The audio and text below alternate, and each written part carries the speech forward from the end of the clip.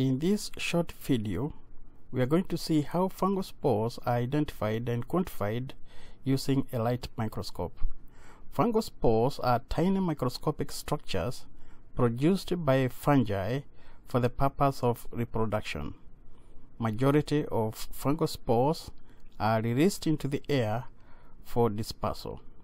Fungal spores can impact human, animal, and plant health, and hence the interest in their identification and quantification. Identification of spores is not easy and it requires many years of experience, given that spores from unrelated fungi may look similar. There are several characteristics used in the identification of spores.